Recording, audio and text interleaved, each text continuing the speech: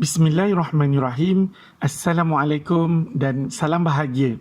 Saya Dr. Abdul Rashid bin Abdul Aziz daripada Fakulti Kepimpinan dan Pengurusan Universiti Sains Islam Malaysia. Tajuk pembentangan saya bagi seminar SAIS 2021 ialah konsep pembelajaran optimisma, learn optimism dalam memacu kebahagiaan hidup semasa norma baharu. Seperti yang kita ketahui, COVID-19 yang berlaku pada tahun 2019 telah menyebabkan pelbagai implikasi. Sehingga kini, jumlah kes yang dicatatkan di Malaysia adalah sebanyak 1.8 juta dan kematian sebanyak 15,500. Manakala dunia pula mencatatkan sebanyak 213 juta dengan 4.4 kematian.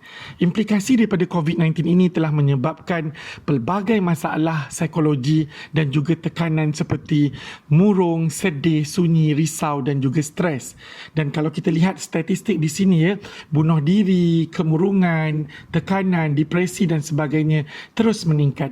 Antara kesan daripada COVID-19 ini adalah unemployment, depression ataupun jenayah domestik, jenayah, masalah yang mengganggu pembelajaran, PDPR, online learning dan sebagainya. Jadi pada hari ini saya ingin menekankan bahawa salah satu mekanisme yang boleh dilakukan untuk mengatasi tekanan yang dihadapi semasa COVID-19 ini adalah melalui pembelajaran optimisme atau learn optimism, di mana ini juga merupakan salah satu strategi daya tindak. Sebagai pengenalan, kita ketahui bahawa optimisme ini berasal daripada cabang psikologi positif yang diasaskan oleh Martin Seligman. Teori ini menunjukkan bahawa sikap positif dan juga optimis adalah satu kemahiran yang boleh dikembangkan seperti kemahiran-kemahiran yang lain. Optimisme ini dipelajari menerusi proses mengenali dan mencabar pemikiran negatif untuk mengembangkan tingkah laku yang lebih positif. Oleh itu, objektif kajian saya pada hari ini untuk memberi pemahaman kepada pembelajaran optimisme dalam membantu meningkatkan kesejahteraan diri individu, merungkai cara atau langkah untuk kekal optimis dalam berhadapan dengan norma baharu dan memberi pemahaman yang lebih mendalam tentang aspek pembelajaran optimisme. Jika ditelusuri, beberapa kajian lepas telah pun mengetengahkan tentang pembelajaran optimisme ini, seperti kajian Seligman sendiri pada tahun 2011 yang melihat bahawa ketidakberdayaan yang dipelajari ataupun learned helplessness itu adalah berada dalam pemikiran atau pola pemikiran individu yang boleh diubah kepada optimis.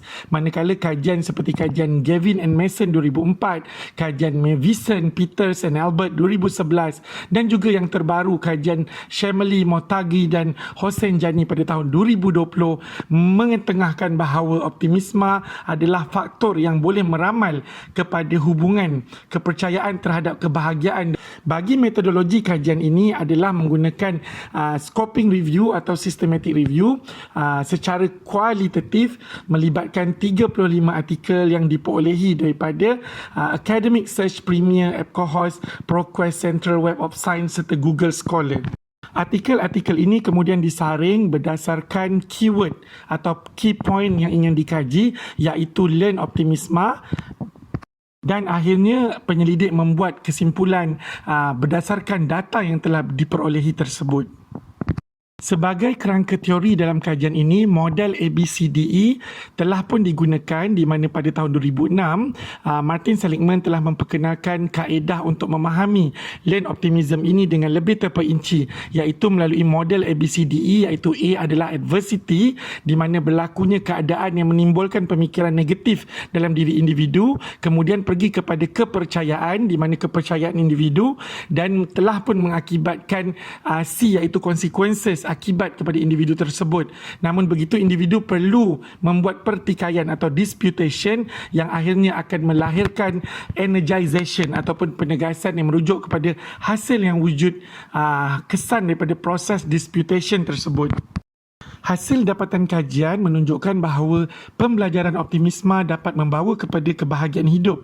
Yang pertama, ia meningkatkan taraf kesihatan.